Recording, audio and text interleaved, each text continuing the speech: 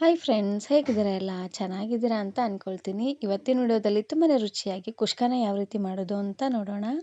ಇದನ್ನು ನೀವು egg curry, chicken curry, mutton sambar ಜೊತೆಗೆಲ್ಲ ಸರ್ವ್ ಮಾಡ್ಕೊಳ್ಬೋದು. ತುಂಬಾ ರುಚಿಯಾಗಿರುತ್ತೆ. ಹಾಗೆಯೇ ಮಾಡೋದು ಕೂಡ ತುಂಬಾ ಸುಲಭ. ಹಾಗಾದರೆ ಬನ್ನಿ ತಡ ಮಾಡದೆ ರೆಸಿಪಿನ ಶುರು ಮಾಡೋಣ. ಇದನ್ನು ಮಾಡಲಿಕ್ಕೆ ಮೊದಲು ನಾನಿಲ್ಲಿ ಕುಕ್ಕರ್ಗೆ ಸ್ವಲ್ಪ ಎಣ್ಣೆನ ಹಾಕ್ಕೊಳ್ತಾ ಇದ್ದೀನಿ.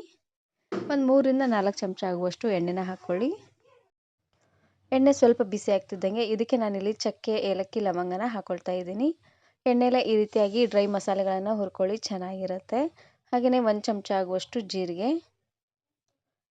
ಎಲ್ಲ ಡ್ರೈ ಮಸಾಲೆಗಳು ಸ್ವಲ್ಪ ಈ ರೀತಿಯಾಗಿ ಎಣ್ಣೆಲೆ ಫ್ರೈ ಆಗ್ತಿದ್ದಂಗೆ ಇದಕ್ಕೆ ಹಾಕ್ಕೊಳ್ಳಿಕ್ಕೆ ಅಂತ ನಾನಿಲ್ಲಿ ಈರುಳ್ಳಿ, ಹಸಿರು ಮೆಣಸಿಕಾಯಿ ಹಾಗೆಯೇ ಟೊಮೆಟೊನ ತೊಗೊಂಡಿದ್ದೆ.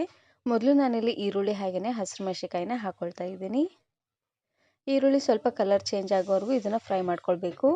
ಈರುಳ್ಳಿ ಎಲ್ಲ ಸ್ವಲ್ಪ ಸಾಫ್ಟ್ ಆಗಲಿ ಅಷ್ಟರಲ್ಲಿ ನಾನಿವಾಗ ಮಸಾಲೆನ ರುಬ್ಕೊಳ್ತಾ ಇದ್ದೀನಿ. ಇದನ್ನು ರುಬ್ಕೊಳ್ಳಿಕ್ಕೆ ನಾನಿಲ್ಲಿ ಒಂದು ದೊಡ್ಡ ಮಿಕ್ಸಿ ಜಾರಿಗೆ ಒಂದು 2ರಿಂದ 3 ಇಂಚ್ ಆಗುವಷ್ಟು ಶುಂಠಿನ ತೊಗೊಂಡಿದ್ದೀನಿ. ಹಾಗೆಯೇ ಒಂದು 2-3 ಗಡ್ಡೆ ಆಗುವಷ್ಟು ಬೆಳ್ಳುಳ್ಳಿ, ಹಾಗೆಯೇ ಸ್ವಲ್ಪ ಪುದೀನ ಸೊಪ್ಪು, ಕೊತ್ತಂಬರಿ ಸೊಪ್ಪನ್ನು ಹಾಕ್ಕೊಳ್ತಾ ಇದ್ದೀನಿ. ಪುದೀನ ಹಾಗೆಯೇ ಕೊತ್ತಂಬರಿ ಸೊಪ್ಪನ್ನು ಸ್ವಲ್ಪ ಜಾಸ್ತಿ ಅನ್ನೋಂಗೆ ಹಾಕ್ಕೊಳ್ಳಿ, ಚೆನ್ನಾಗಿರುತ್ತೆ. ಇವಾಗ ಎಲ್ಲವನ್ನು ಹಾಕ್ಕೊಂಡು ಇದಕ್ಕೇ ಸ್ವಲ್ಪ ನೀರನ್ನು ಹಾಕ್ಕೊಂಡು ನುಣ್ಣದಾಗಿ ಇದನ್ನು ಗ್ರೈಂಡ್ ಮಾಡ್ಕೊಂಡು ತಗೊಳ್ಬೇಕು. ಇವಾಗ ನೋಡ್ತಾ ಇರ್ಬೋದು ಈರುಳ್ಳಿ ಎಲ್ಲ ಪೂರ್ತಿಯಾಗಿ ಸಾಫ್ಟಾಗಿ ಬೆಂದಿದೆ. ಇಷ್ಟು ಬೆಂದರೆ ಸಾಕಾಗುತ್ತೆ, ಪೂರ್ತಿ ಕೆಂಪದಾಗೆಲ್ಲ ಮಾಡ್ಲಿಕ್ಕೆ ಹೋಗಬೇಡಿ.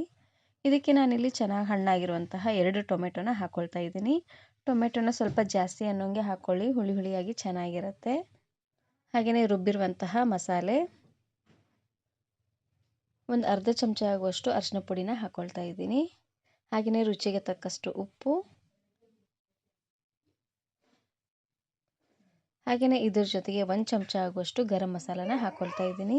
ಎಲ್ಲವನ್ನು ಹಾಕ್ಕೊಂಡು ಉರಿನ ಪೂರ್ತಿಯಾಗಿ ಲೋ ಫ್ಲೇಮ್ನಲ್ಲೇ ಇಟ್ಟು ಇದನ್ನು ಬಾಡಿಸ್ಕೊಳ್ತಾನೆ ಬೇಯಿಸ್ಕೊಳ್ಬೇಕು. ಸ್ವಲ್ಪ ಎಣ್ಣೆ ತೆಲ್ ಬರಬೇಕು ನೋಡಿ, ಅಲ್ಲಿವರೆಗೂ ಇದನ್ನು ಚೆನ್ನಾಗಿ ಬೇಯಿಸ್ಕೊಳ್ಬೇಕು. ಹಾಗೆಯೇ ಶುಂಠಿ ಬೆಳ್ಳುಳ್ಳಿಯಲ್ಲಿರುವಂಥ ಹಸಿ ವಾಸನೆ ಎಲ್ಲ ಹೋಗಬೇಕು ನೋಡಿ. ಹಾಗಾಗಿ ನೋಡಿ ಈ ರೀತಿಯಾಗಿ ಚೆನ್ನಾಗಿದು ಎಣ್ಣೆ ತೆಲ್ ಬರಬೇಕು ನೋಡಿ, ಅಲ್ಲಿವರೆಗೂ ಉರಿನ ಪೂರ್ತಿಯಾಗಿ ಲೋ ಫ್ಲೇಮ್ನಲ್ಲೇ ಇಟ್ಟು ಬಾಡಿಸ್ಕೊಳ್ತಾನೆ ಬೇಯಿಸ್ಕೊಳ್ಬೇಕು. ಇವಾಗ ನಾನಿಲ್ಲಿ ಅಕ್ಕಿನ ಹಾಕ್ಕೊಳ್ತಾ ಇದ್ದೀನಿ. ನಾನಿಲ್ಲಿ 1 ಗ್ಲಾಸ್ ಆಗುವಷ್ಟು ಅಕ್ಕಿನ ಒಂದು ಅರ್ಧ ಗಂಟೆ ಅಷ್ಟೊತ್ತು ನೆನೆಸಿಟ್ಟಿದ್ದೆ. ಒಂದು 2-3 ಸರ್ತಿ ಚೆನ್ನಾಗಿ ತೊಳೆದು ಒಂದು ಅರ್ಧ ಗಂಟೆ ಅಷ್ಟೊತ್ತು ನೆನೆಸಿ ಮಾಡ್ಕೊಳ್ಳಿ, ಚೆನ್ನಾಗಿರುತ್ತೆ. ನೋಡಿ ಅಕ್ಕಿನ ಹಾಕಿದಾದ್ಮೇಲೆ ಚೆನ್ನಾಗಿ ಇದನ್ನು ಮಿಕ್ಸ್ ಮಾಡ್ಕೊಳ್ಳಿ. ಒಂದು ಸರ್ತಿ ಈ ರೀತಿಯಾಗಿ ಮಿಕ್ಸ್ ಮಾಡಿದ್ರೆ ಸಾಕು, ಯಾಕಂದರೆ ಅಕ್ಕಿನ ನೆನೆಸಿರ್ತೀವಿ ನೋಡಿ, ಅಕ್ಕಿ ಎಲ್ಲ ಒಡೆದೋದಂಗೆ ಆಗಿಬಿಡುತ್ತೆ. ಹಾಗಾಗಿ 1 ಗ್ಲಾಸ್ ಅಕ್ಕಿಗೆ 2 ಗ್ಲಾಸ್ ಆಗುವಷ್ಟು ನೀರನ್ನು ಹಾಕ್ಕೊಳ್ಳಿ, ಕರೆಕ್ಟಾಗಿ ಉದ್ದುದ್ರಾಗಿ ಆಗುತ್ತೆ. ನೀವು ಸ್ವಲ್ಪ ಜಾಸ್ತಿ ಕ್ವಾಂಟಿಟಿಲಿ ಮಾಡ್ಕೊಳ್ಳೋ ಹಾಗಿದ್ರೆ ಎಲ್ಲ ಇಂಗ್ರೀಡಿಯೆಂಟ್ಸನ್ನು ಸ್ವಲ್ಪ ಜಾಸ್ತಿ ಅನ್ನೋಂಗೆ ಹಾಕ್ಕೊಳ್ಳಿ.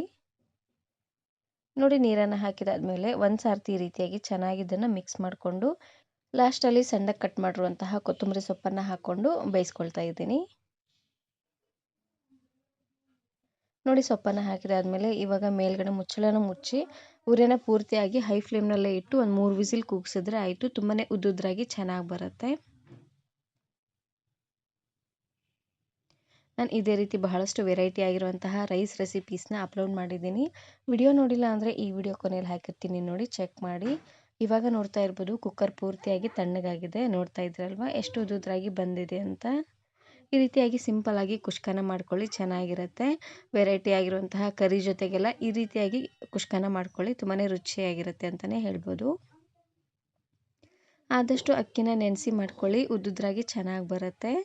ಈ ವಿಡಿಯೋ ಇಷ್ಟ ಆದರೆ ಈಗಲೇ ಒಂದು ಲೈಕ್ ಬಟನನ್ನು ಕ್ಲಿಕ್ ಮಾಡಿ, ಫ್ರೆಂಡ್ಸ್ ಆ್ಯಂಡ್ ಫ್ಯಾಮಿಲಿ ಜೊತೆಗೆ ಶೇರ್ ಮಾಡಿ. ಹಾಗೆಯೇ ಮತ್ತಷ್ಟು ಹೊಸ ರೆಸಿಪಿಗಾಗಿ ವರ್ಣಿಕಾ ಅಡುಗೆ ಮನೆ ಯೂಟ್ಯೂಬ್ ಚಾನಲನ್ನು ಸಬ್ಸ್ಕ್ರೈಬ್ ಮಾಡ್ಕೊಳ್ಳಿ. Thanks for watching.